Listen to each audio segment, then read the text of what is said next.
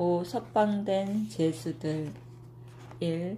그리스도에서 한 남자 하인이 그의 주인 앞에서 도둑질을 했다고 부당하게 피소되었다. 그의 주인은 그에게 쇠사슬을 채우게 하고는 가둬놓았다. 그러나 그 집 여주인은 그를 불쌍히 여겼으며 그에게 씌워진 죄에 대해 결백하다고 믿고 있었으므로 남편에게 그를 풀어주라고 애원했다. 그러나 고집센 그는 동의하지 않았다. 그래서 그의 아내는 성 프란치스코에게 의지하여 그 결백한 사람을 중재해 줄 것을 청했다. 불쌍한 이들의 보호자인 프란치스코는 즉시 응답하여 그 죄수를 방문하러 왔다. 그는 그의 굴레를 풀어주고 그의 감방문을 부수어 열어주었다. 그러고는 그의 손을 잡고 그를 밖으로 인도해 나와서 말하였다. 나는 성 프란치스코요. 당신의 여주인이 당신을 위해 나에게 간청하였소. 그 죄수는 놀랐으며 아래로 내려가는 길을 찾으려 애쓰며 절벽 꼭대기 주위를 이리저리 헤매었다. 그러자 그때 갑자기 그는 자신이 평평한 땅 위에 있는 것을 깨닫고는 그의 구원자의 능력에 감사드렸다. 그는 자기 고용주의 아내에게 되돌아가 이 기적에 대해 모두 그녀에게 말했다. 그래서 그녀는 그리스도를 사랑하는데 그리고 성 프란치스코에 대해 전심하는데 그 전보다 더욱 열심하게 되었다. 2. 성 베드로의 마사 마을에 한 가난한 사람은 한 기사에게 얼마의 돈을 빚졌다. 가난한 그로서는 그에게 갚을 길이 없어서 그는 그 돈을 되찾으려는 채권자에 의해 구속이 되었다. 그는 그에게 성 프란치스코에 대한 사랑으로 자기를 불쌍히 여겨 한 번 더 기회를 달라고 간청했다.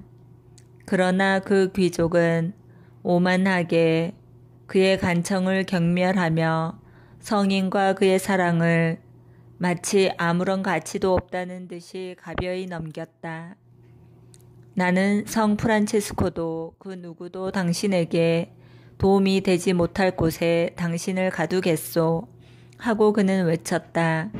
그는 정말로 그렇게 하려고 하여 한 지하 감옥을 마련해서 그 죄수를 쇠사슬로 묶고는 그 속에 쳐넣었다. 잠시 후에 성 프란치스코가 거기에 와서 그 감방을 부수어 열었다. 그러고는 그는 그 죄수의 굴레를 풀고 그를 상처 입지 않은 채로 집으로 안내했다. 그의 능력이 거만한 귀족을 이겼으며 자신에게 의탁했던 그 죄수를 구출하였던 것이다. 그리고 그는 그 귀족으로서 그 기사의 자기 독단을 부드러움으로 변화시켰다. 3. 아레쪼 사람으로 알베르토라 불리는 사람은 자기가 결코 지지 않은 빚 때문에 감옥에 들어가게 되었다. 그래서 그는 성 프란치스코에게 모든 겸손을 다해 자신의 결백을 밝혔다. 그는 수도회에 대단히 애착심을 갖고 있었으며 성 프란치스코에 대해 다른 모든 성인들보다 더욱 특별한 존경심을 갖고 있었다. 그의 채권자는 하느님도 성 프란치스코도 그를 자기 손에서 풀려나게 할 수 없으리라고 불경스럽게 선언하였다. 그러나 성인의 축일 전날 밤 알베르토는 엄격한 단식을 지켰으며 자기 몫의 음식을 성 프란치스코에 대한 사랑으로 한 가난한 거지에게 주었다. 그날 밤 그가 깨어있는 채로 누워있을 때 성 프란치스코가 그에게 나타났다. 그가 감방으로 들어올 때 쇠사슬은 죄수의 손과 발에서 떨어져 나갔으며 문이 저절로 활짝 열렸으며 한편 지붕으로부터 판석이 우르르 떨어져 내렸다. 알베르토는 자유의 몸으로 집으로 갔다. 그 후부터 그는 성 프란치스코께 바치는 헌신을 계속했다.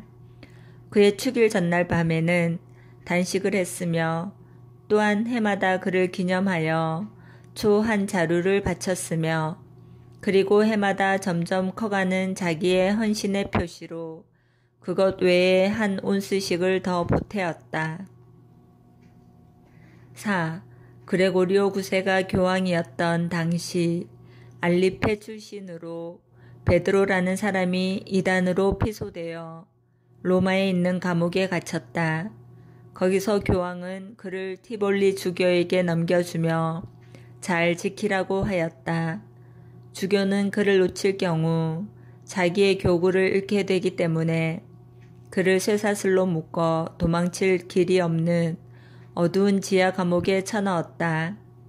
거기서 그 죄수에게 음식과 마실 것이 주어졌다. 그때 그날이 성 프란체스코의 축일 전날이라는 말을 듣고는 그는 기도와 눈물로 그에게 자기를 불쌍히 여기기를 간원하였다.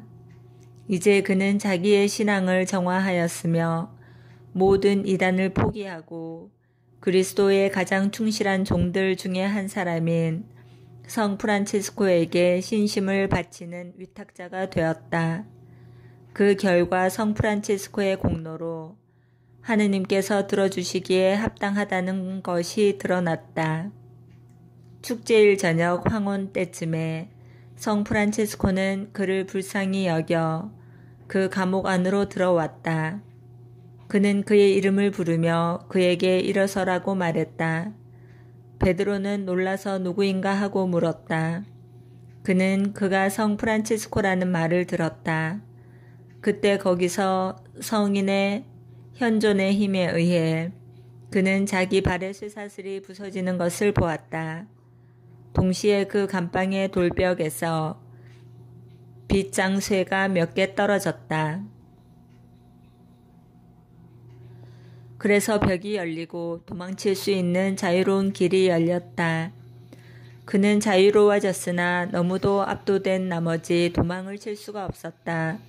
대신에 그는 감방문 쪽으로 달려가 고함을 쳐서 감시자들을 놀라게 했다. 그들은 주교에게 어떻게 그 사람이 굴레에서 풀려났는가를 얘기하자 그는 전체 얘기를 다 듣고 난 뒤 직접 감옥을 방문했다. 거기서 그는 하느님의 능력이 작용했음을 분명히 깨닫고는 엎드려 그분을 경배했다. 그리고 쇠사슬을 교황과 추기경들에게 보였다. 그들은 일어난 일을 보고는 놀랐으며 하느님께 감사를 드렸다. 5.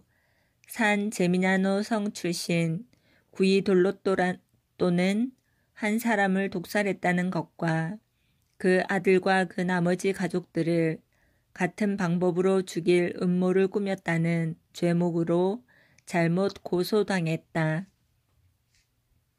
그는 시장에 의해 구속되어 쇠사슬에 묶인 채 탑 속에 가둬졌다.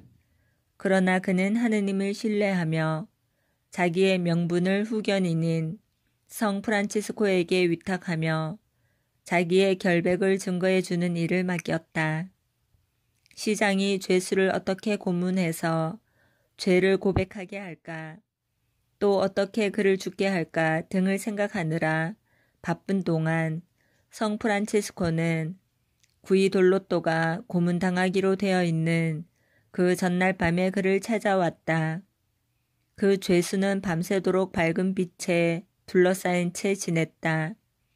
그는 너무나 기뻤고 자신감에 차 있었으며 자기는 안전하리라고 확신했다. 아침에 고문할 사람들이 와서 그를 밖으로 끌어내 그를 고문대 위에 올려놓았다. 거기에서 그들은 그의 머리 위에 무거운 쇠뭉치를 쌓아 올렸다. 그들은 고통을 반복해 줌으로써 그로 하여금 더 빨리 고백하게 할 양으로 수차례 그를 아래로 내렸다가는 또다시 그를 일으켜 세웠다. 그러나 그 죄수는 그것을 모두 즐기는 것 같았고 그의 얼굴로 봐서 결백한 것이 분명했다. 그가 고통을 당하는 표시가 전혀 없자 그들은 그 사람 밑에 커다란 불을 지폈다. 그러나 그는 거꾸로 매달렸는데도 불구하고 머리카락 하나도 해를 입지 않았다. 그러자 그들은 끓는 기름을 그 사람 위에 부었다. 그래도 그는 자기 자신을 위탁한 보호자의 능력으로 그것을 모두 극복했다. 마침내 그들은 그를 놓아주어 그는 안전하고 건강하게 떠나갔다.